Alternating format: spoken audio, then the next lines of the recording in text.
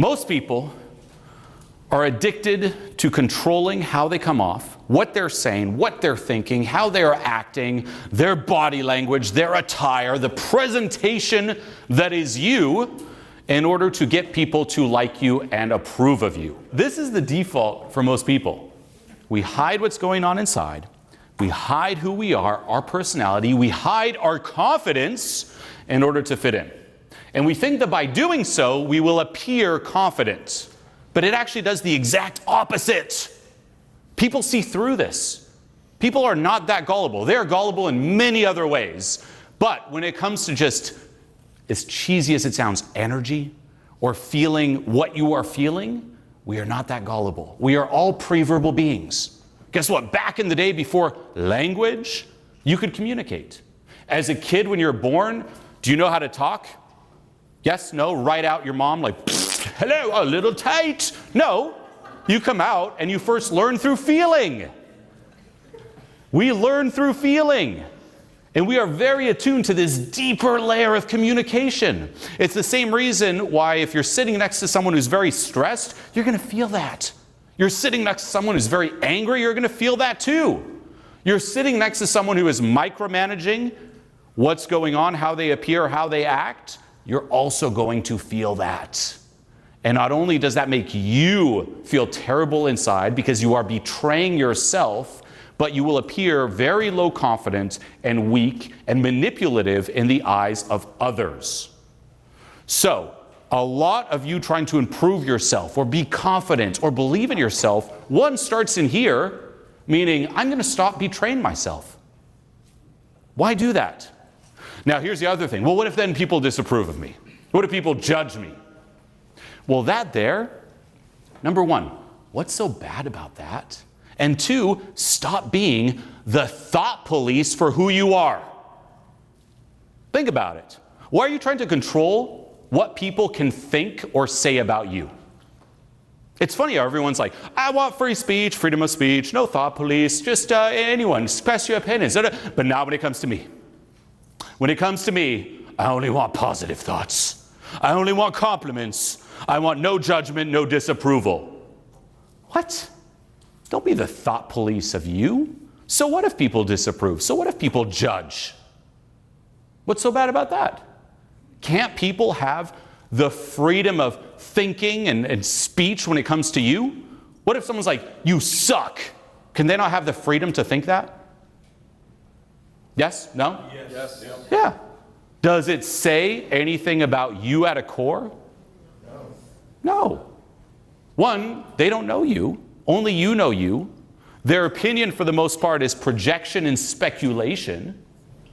And two, why does it matter? Why do you want to imprison yourself to what other people think? Imagine if I went about it this way. I'd come up here on stage, I'm like, okay, everyone. One, on a purely external level, I must wear something that pleases everyone. What's the one attire that will please everyone? It's definitely not this. What's the one thing that will get no judgment, that everyone will agree on? Beyond that, what's the way to talk and act so that everyone agrees? It's impossible, first of all. And two, you become the ultimate fake people pleaser. And even if you succeed, here's the kicker. Say I were to do this, okay? Clothes, very neutral. Opinion, very neutral. One, there's no more personality. But two, say you all approved. You're all like, oh, perfect, perfect. It doesn't matter if you're betraying yourself. In the end, the only opinion that really matters is your own of you. And that's what people do. They create this lose-win, or try to, this lose-win relationship between you and others, you and the world. It doesn't matter if I lose and I'm betraying myself. Do you like me? Yes, no, please, please like me. Is it a win for you? Do you like it? It doesn't matter about me and how I feel about myself. Do you like it? Yes, no? Screw that. Drop the control. Now, this also leads to the next point, which is underneath this need for control, there's always a lack of trust. Think about it. If you try to control a certain outcome, just on the external, the underlying assumption is, without me controlling this, things won't go my way. That's why I have to control it. Otherwise, you wouldn't have to, right? If I don't control myself, how I appear, how I talk.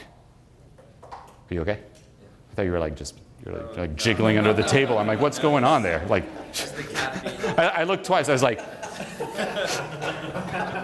I mean, I would be flattered. You can, by all means. I don't mind. I'm not going to be the thought police when it comes to that either. You can dislike me, you can love me, you can fantasize, you can touch yourself, you can tickle it, you can whatever you want. Now, maybe not in this environment, but take a mental snapshot. Look, later tonight. It's okay. It's okay. Now, notice that too. Little side note, how you're looking around like own it. It's okay. Now, here's the other thing. Obviously, I'm joking. Everyone knows I'm joking. You don't have to defend it. And even if it was true, you're like, well, it's actually true. I just want to touch it to Julie. So what? So what? To each their own. For real, it's very flattering. For real. I do not mind. I am not offended. I am not offended. But here's the other thing. Why are you taking yourself so seriously when it comes to this? Why do you have to justify it? And this is the other thing with control. Life's not that serious. It's not that big of a deal. Same with what people think of you. It's not that big of a deal. Do you know anyone here? Yeah. Oh, well, he'll remember. Oh. Never forget that moment, and I'll remember too. It'll be our little secret. But no, here's the thing. You don't know anyone else here. Are you going to see them again? Not after this, but maybe. Yeah. What's so hard about laughing at yourself? If you want a little insider secret about yours truly, this is also the power of self-amusement. The secret magic pill, not that there is any, but say there were, when it comes to confidence or even anxiety, is learning how to laugh at yourself. Having inside jokes with yourself. And the insider secret is every single live event that I do, I have inside jokes with myself that no one else knows except for me. None of you know it except for me. Right now I have inside jokes with myself.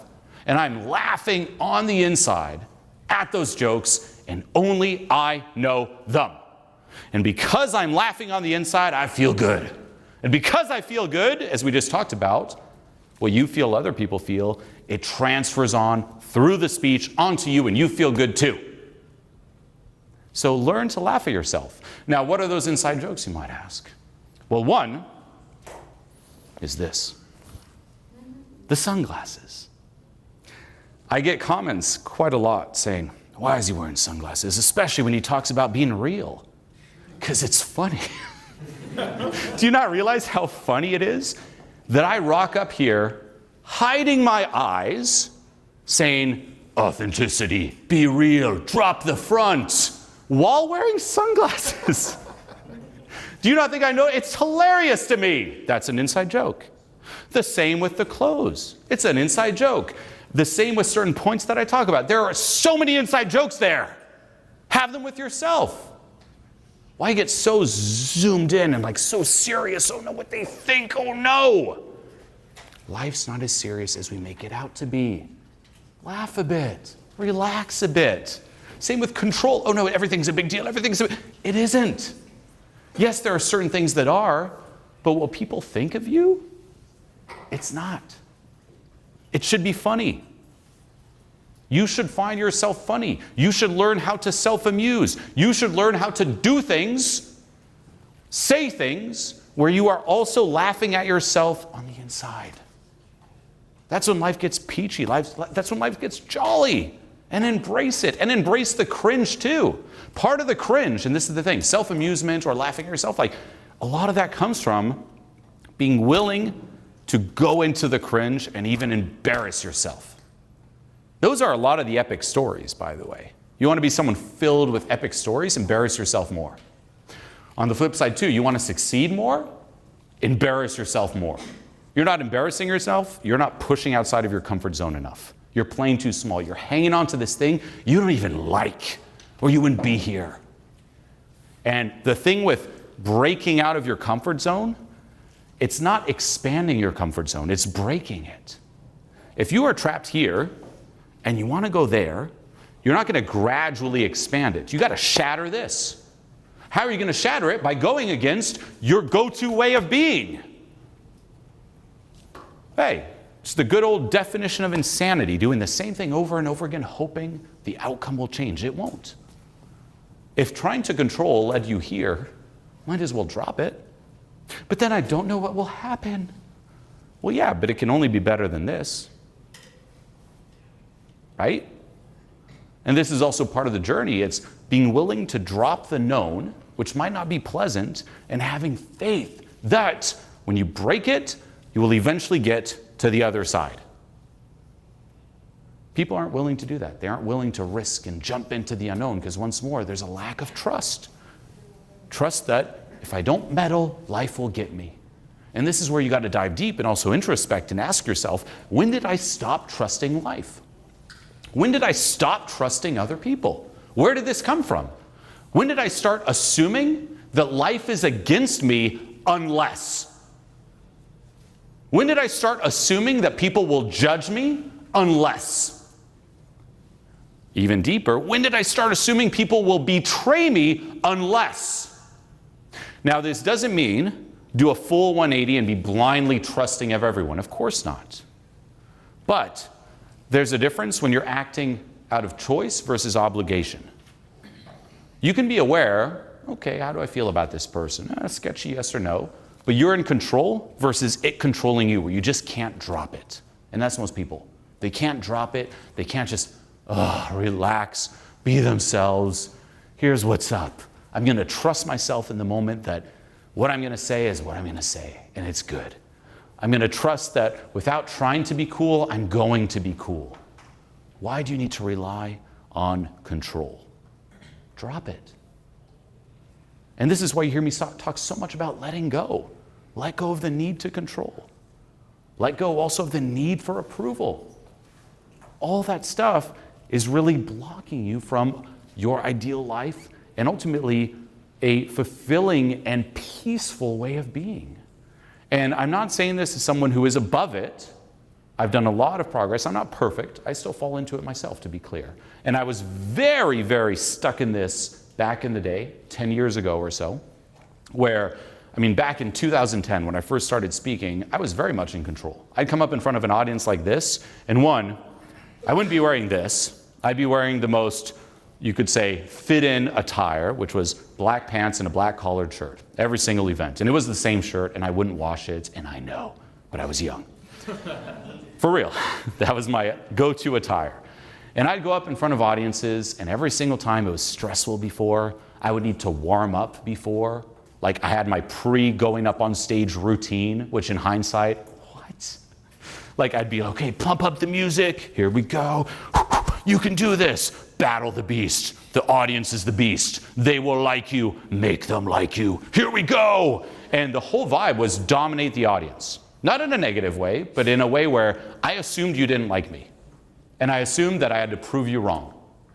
Most people feel this way. You walk into a new environment, you don't know anyone, you're like, okay, they're all judging me. Better show them I'm good enough. Better show them I'm confident. Versus, why are you assuming that to begin with? Why not assume that everyone's on your side? Why are you assuming they're the enemy? And where did this come from?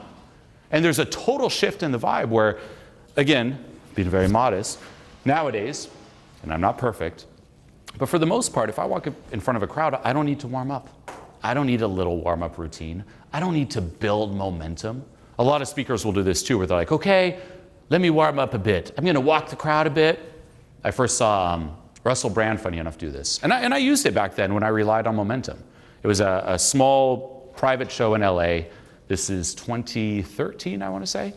And a friend invited me, and he did that. For the first 5-10 minutes, he'd walk the crowd and make some crowd work, jokes, and so on and so forth, and then get into his bit. Now, that's better than nothing, but ultimately, why would you want to rely on something like that? Why can't you just go up and, hey, how's it going? What's blocking you from that? Because otherwise, anytime you want to be confident, you have to do your little building momentum routine, which is no different than how people use drinks to build momentum too. Hey, before any situation, I need a few drinks. Oh, I have a date coming up, need a few drinks. What? You're a slave to that. You're a slave to the building momentum. And ultimately, at a core level, it's also assuming that you by default's not good enough unless you do that thing, unless you build the momentum. And it really also comes from shifting the goal away from, I'm this, I need to build up to this. I need to build up to this supercharged external version of me. It's shifting the goal away from that to, what about making this the goal? Now, you might say, well, what if sometimes I'm not that happy or positive? So what? Make that the goal. I do this in my speeches. If you've watched my online videos, there are some where it's very happy-dappy, joking around. There are some where it's a bit more angry, and I harness it, right? The angry one would be like, what is this? Are you sick of this? Step it up. What about you, sir? Yes, you. Me? Yes. How dare you, sir? My bad. Right? So I'll harness how I feel.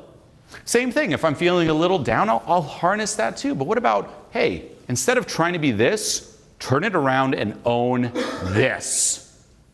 This is the goal. Who you are is the goal. And ultimately it goes down to that famous saying, be the hero of your own movie. Be the hero of your own life. You've all had that vision in your mind. Maybe now you've forgotten it, but growing up as a kid, you all had this vision of what it would be like to just be the hero of your life.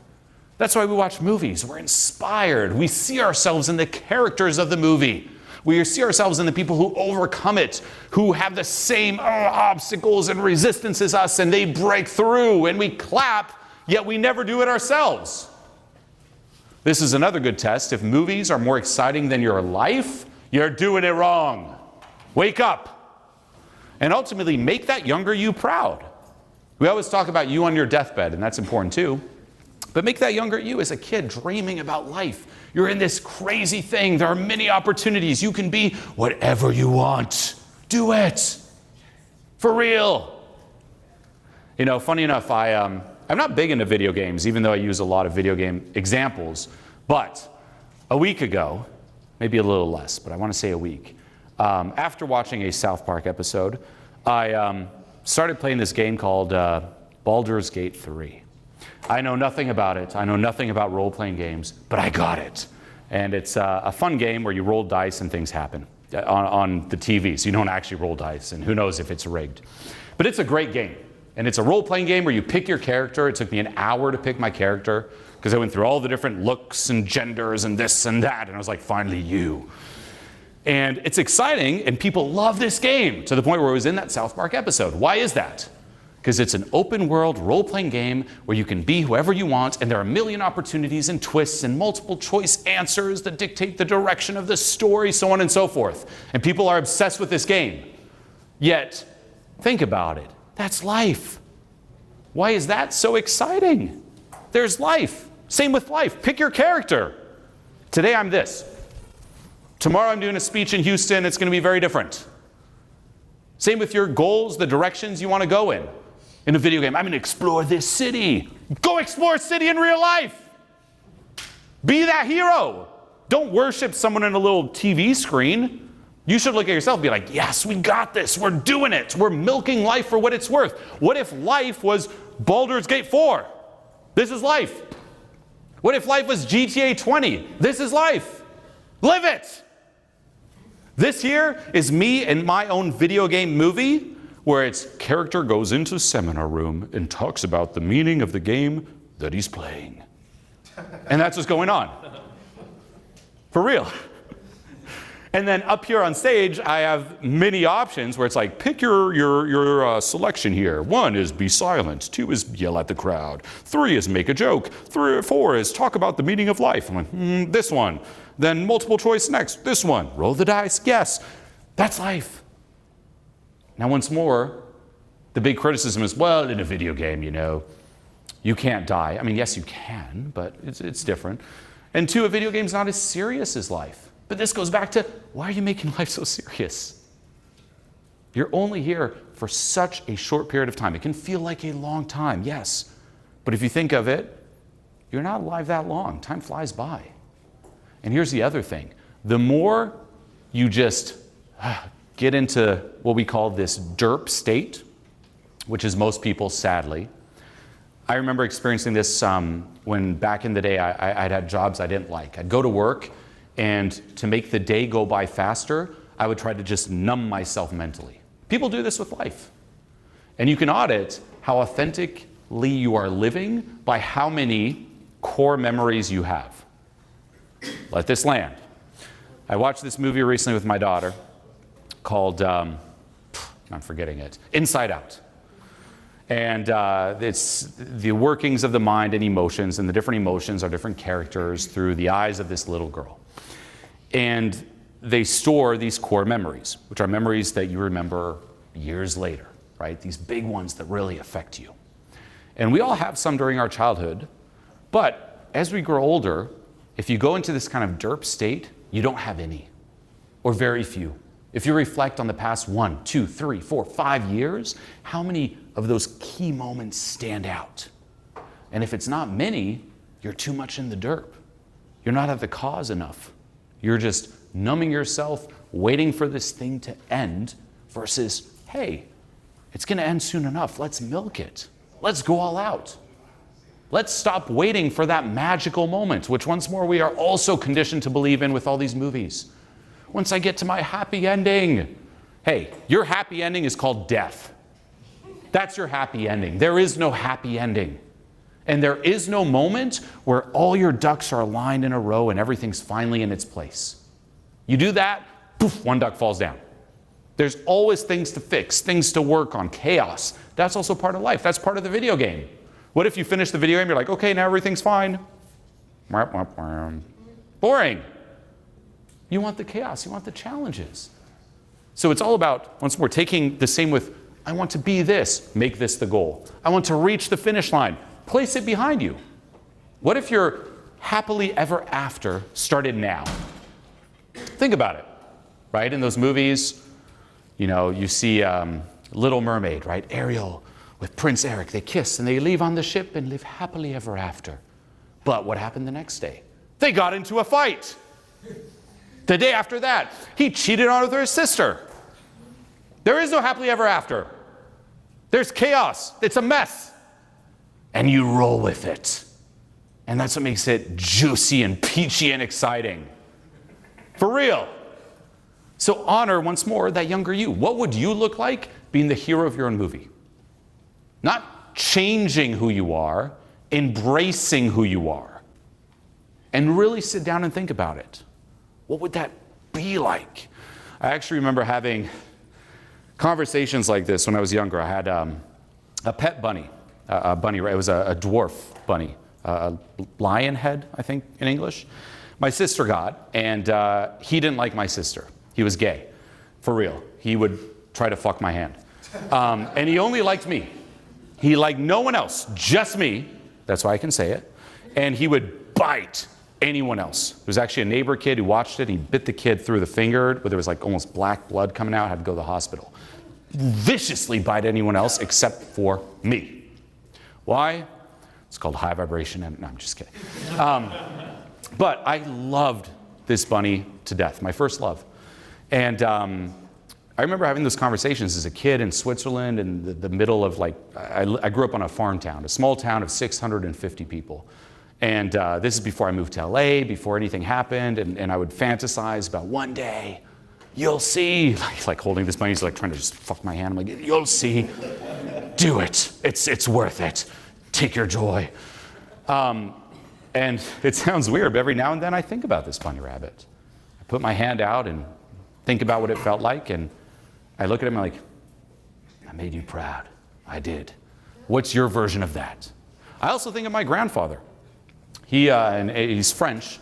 He actually was part of the French resistance in World War II. He was, I think, 17 years old at the time, and there was a moment that he told me growing up, and when he passed away, my grandmother told me, and this is a true story as well, just like the gay bunny, where he and his brother were both hiding in the walls at his mom's place, and German soldiers came in, and they were looking for them because they heard they were part of the French resistance. He was there in the wall, and the German soldiers were banging in and like poking stuff and just throwing stuff around, and if they found him, he was dead. And he would tell me these stories, and I kept thinking, like, wow, like, how terrible and traumatic is that? But also internally, I was like, what a hero. And I was like, I wonder, like, what's my version in life minus the war? What's that going to be like?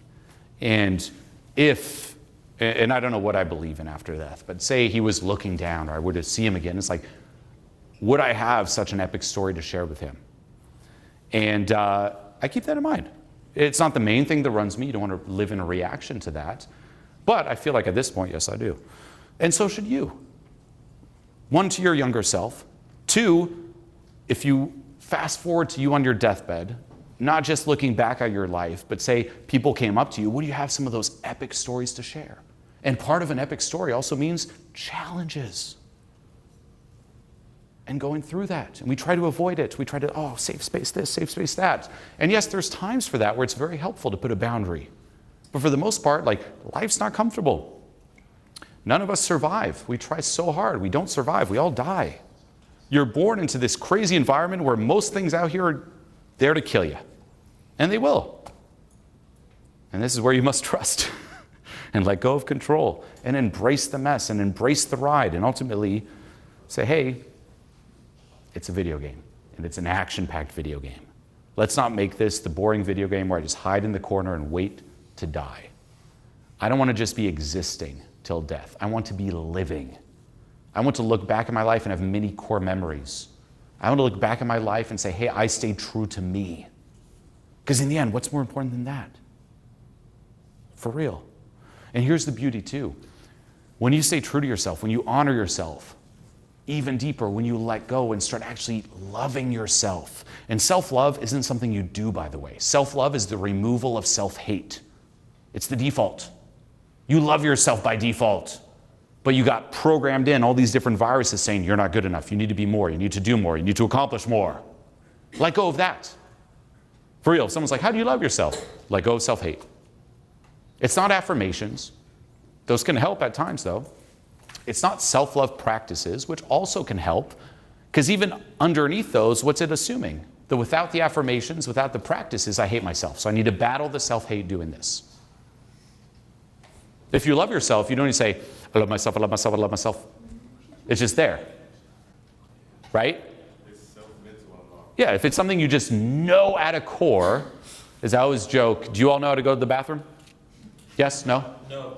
Someone's like, well, actually, you don't need to look at yourself in the mirror and say, I know how to go to the bathroom. I know. You know. Same with self-love. I love myself. I'm good enough. You just know. You don't have to repeat it. So once more, then it comes down to identifying what's keeping self-hate alive. What are the experiences that got me to lose trust in myself and others? What's holding me back from playing in life? And that too. When's the last time you played? On the producing end. I talked about before the video game, you're consuming a video game. It's the video game doing to you. But I remember back, since we're talking so much past with the bunny rabbit and stuff, I remember as a kid playing with my sister, toys and figurines and stuff, and we'd make up crazy stories and invent and use our imaginations and play. When's the last time you did that and played and created? In this moment, that's what I'm doing. I have this content, these ideas, and I'm playing in the delivery. This is also a free event, so there's a lot of improv. This whole last bit, for the most part, was improv. The main message is own who you are. All of this was improv. It's me playing. It's not serious. It's not heavy. It's, hey, let's have fun with this. Let's get this message across and share analogies and stories so it clicks. Do you play? Do you use your imagination? Or, but this also requires creating some space from the consuming. And that's the flip side. Or are you just consuming all the time? And that's most people. What makes you feel happy? Consumption.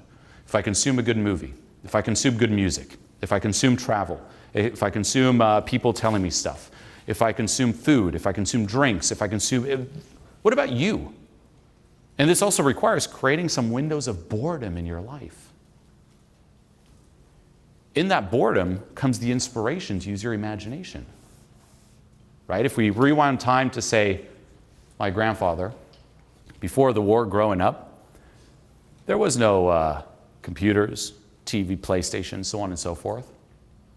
If it was a free day, he's just there at home with his brother, with a stick. What are you going to do? And there's like the woods around. Well, you'll go out in the woods and play and use your imagination and pretend you're knights or whatnot and create. Bring that energy back. That's life. Versus do it for me, do it for me, do it for me. Get bored. And don't jump to the distraction. Because that's what we do. We're bored, and immediately it's like, phone. No. And once more, who would you be? Hero of your own movie. And it's not something you turn on. It's who you are.